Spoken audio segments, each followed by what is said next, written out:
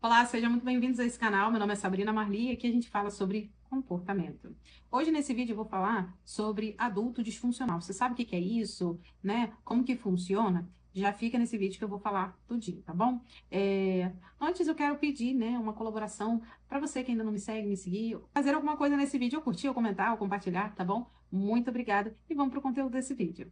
Um adulto disfuncional é aquele indivíduo que ele vai ter dificuldade, né? Em conseguir manter a vida dele de maneira saudável, equilibrada e funcional, eficiente, né? Então, assim, essa dificuldade que ele tem vai ser manifestada em vários aspectos da vida desse indivíduo, tanto na área emocional, como na área profissional, de trabalho, né? E de relacionamentos também, comprometendo aí desse indivíduo a capacidade dele de autonomia, de tomada de decisão, tornando esse indivíduo muito inseguro, muito instável, vulnerável. Então, assim, eu vou citar algumas características em um adulto disfuncional. Uma das primeiras características em um indivíduo disfuncional é a dificuldade de lidar com responsabilidade. Ele vai evitar compromissos, negligenciar tarefas importantes, como pagar conta, ir ao trabalho, ser profissional, né? Vai estar sempre dando desculpa, de que está sobrecarregado, né? Sempre colocando um porém, né? Ah, eu tô assim, porém acontece isso comigo, por isso que eu tô assim. Então ele vai negligenciar suas responsabilidades. E isso traz uma dificuldade dele de se comprometer, né? Fazendo com que a vida dele seja desorganizada, faça com que ele procrastine muito em relação a decisões que ele precise tomar, a planejamentos que ele precise fazer. Então, isso é uma característica de um adulto disfuncional. A segunda ideia que eu quero trazer é a instabilidade emocional. Esse indivíduo ele pode ter explosões de raiva, ou se isolar, ou comportamentos né, impulsivos. Tem uma tendência aí, normalmente, a culpabilizar os outros pelos seus próprios erros, pelos seus próprios fracassos. Tem aí dificuldade de lidar com as frustrações, é instável emocionalmente, né? Às vezes chora, às vezes é agressivo nas palavras, às vezes se isola, então tem essa instabilidade emocional. Fora que tem a tendência ao vitimismo. Ah, pobre de mim, que estou vivendo por isso, eu estou vivendo isso porque ninguém me ajuda, eu estou vivendo isso porque tudo é mais difícil para mim. Então, tem essa tendência ao vitimismo. Um outro ponto é o comportamento de risco. É um indivíduo que vai ter tendências a vícios, jogos de azar, drogas, né? A direção perigosa. Então, assim, vai ser um indivíduo que ele vai constantemente abusar de substâncias tóxicas, né? Como álcool, drogas, enfim, tá? Outra questão é negligenciar o seu próprio bem-estar. É um indivíduo que ele não tem essa percepção, essa autopercepção de que está se fazendo mal. Então, ele tem tendências a ser também autodestrutivo, né? Então, ele repete comportamentos, mesmo que esses comportamentos sejam autodestrutivos.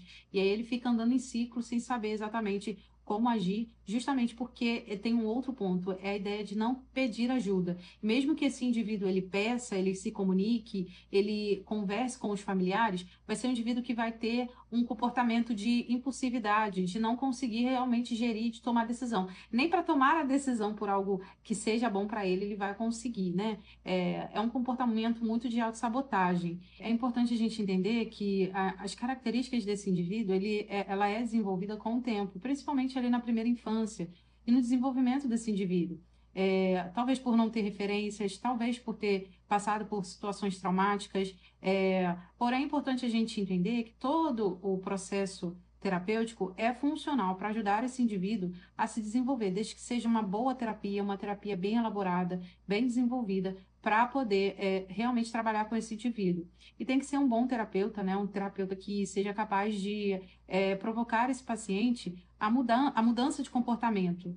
São pessoas muito rígidas, né? Com pensamentos muito rígidos. Você imagina um indivíduo que não sabe tomar decisão, tendo que tomar a decisão mais importante da sua vida, que é ouvir o seu terapeuta, que é entender a necessidade de procurar ajuda, de tomar para si a responsabilidade das suas atitudes, das suas ações. É um comportamento muito ao contrário do que esse indivíduo ele está acostumado a fazer. Então, o processo terapêutico ele precisa ser muito apoiado, talvez pela família, pela parceira, pelo parceiro, porque normalmente esse indivíduo ele vai criar resistência, né? Então, o adulto disfuncional, ele acredita que por si só ele dá conta, mas ele sabe que não dá conta, porque ele não consegue tomar decisões.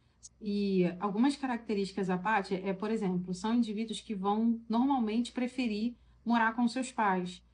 Quando o indivíduo ele escolhe morar com seus pais, para além de, eu estou cuidando da minha mãe, só que a mãe tem um parceiro, só que a mãe ela tem a sua própria vida, né? É uma tentativa de mascarar a necessidade que ele tem ali de não ter que assumir algumas responsabilidades, como pagar um aluguel, como pagar uma conta de luz, como ser responsável pela sua própria vida, né?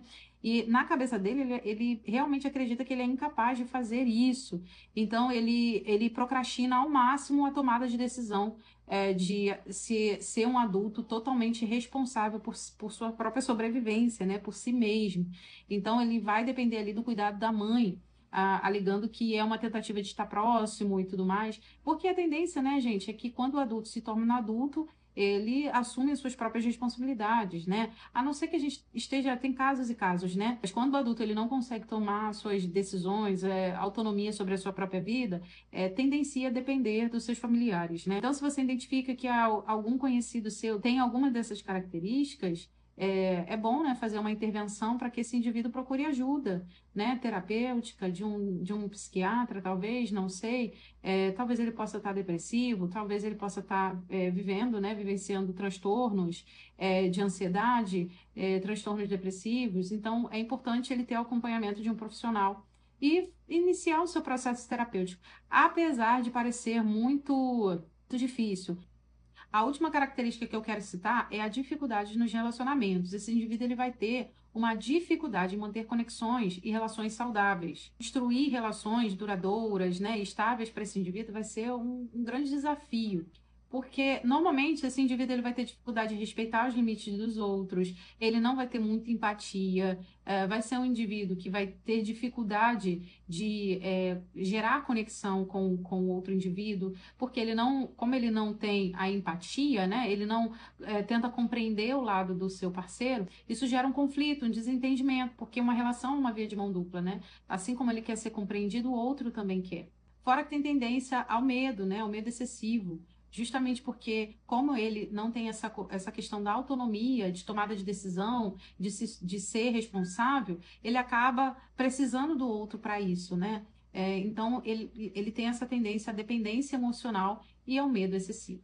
É um paciente que tendencia a ludibriar o terapeuta, né, de subverter, né, a relação, como ele é o certo, o correto, e o terapeuta está tentando, tadinho, né, oprimi-lo, né? Então, como ele se vitimiza, ele vai falar, pobre de mim, o terapeuta está contra mim também, e vai dizer que não precisa de terapia, que a terapia não é para ele, né? Então, assim, é muito complicado, é difícil, né? Mas não é impossível, né? Para tudo se tem um jeito, né? Desde que tenha ali a empatia dos familiares, a intervenção dos familiares, possa ser que ainda tenha uma solução.